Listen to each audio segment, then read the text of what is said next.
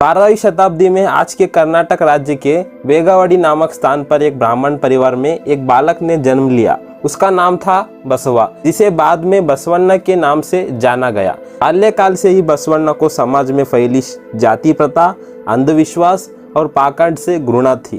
उसने देखा कि कैसे एक वर्ग विशेष पूजा और कर्म कांडों के जरिए श्रेष्ठ बना बैठा था, जबकि गरीब और दलित वर्ग में अपेक्षित थे। हालांकि वो स्वयं एक ब्राह्मण थे, परंतु उनका दिल सबके लिए धड़कता था। उन्हें भगवान तक पहुंचने का मार्ग भक्ति, प्रेम और समानता में दिखती थी, न कि कर्म कांडों और जाति व्यवस्था में। जब बसवण्ण के उपन्याय संस्कार की तैयारी हो रही थी, तब उन्होंने उसका साफ इनकार कर दिया। ये उस समय एक बहुत बड़ा विद्रोह था। वे अपने घर को त्याग कर कुंडल संगम में चले गए। वहीं उन्होंने तप किया, साधन की और कुंडल संगम देवा का अपना इष्ट मानकर भक्ति मार्ग को अपनाया।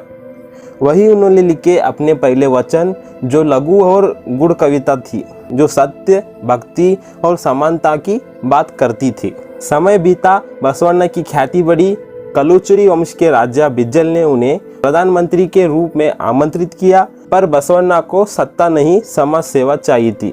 उन्होंने अनुभव मंडप की स्थापना की, एक ऐसी आध्यात्मिक संसद जहां जाति, धर्म, लिंग या पेशा कोई बाधा नहीं थी। यहाँ चर्मकार, कुम्हार, महिला, किसान, ब्राह्मण सभी एक साथ बैठकर अपने वचन प्रस्तुत करते थे।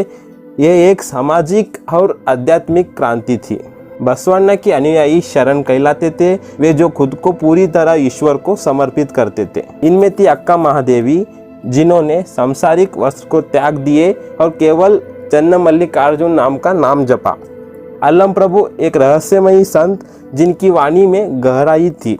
इन सभी ने मिलकर एक नया संप्रदाय स्थापित किया, लिंगायत धर्म, जो ईश्वर को इष्टलिंग के रूप में पूजता और धर्म और कर्म, प्रेम और सेवा को प्राथमिकता देता।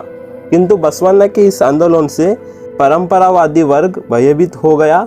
एक शरण युवक और एक ब्राह्मण कन्या ने बसवण्ण की अनुमति से अंतरजातीय विवाह कर लिया। ये उन लोगों के लिए असहनीय था जो जातिगत श्रेष्ठता को मनाए रखते थे। राजा बिज्जल पर दबाव पड़ा और उस नवविवाहित जोड़े को निर्दयी सजा दी गई। बसवण्ण व्यतीत हो उठे। उन्होंने सत्ता छोड़ दी और कुंडल संगम लौट गए, जहां उन्होंने फिर साधना शुरू की। कुंडल संगम में बसवण्ण ने अपने शेष जीवन को भक्ति, ध्यान और वचन लेखन में बिताया। कहा जाता है कि एक दिन वे कृष्णा और मलप्रभा नदियों के संगम में पहुंचे और वहीं वे प्रकाश रूप में परमात्मा में विलीन हो गए। उनका शरीर नहीं मिला, परंतु उनकी वाणी अमर हो गई।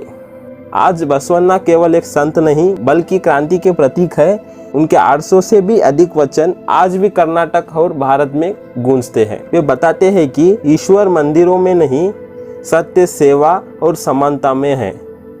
उनका बनाया लिंगायत पंथ आज भी समाज में मानवता, समानता और भक्ति का संदेश देता है।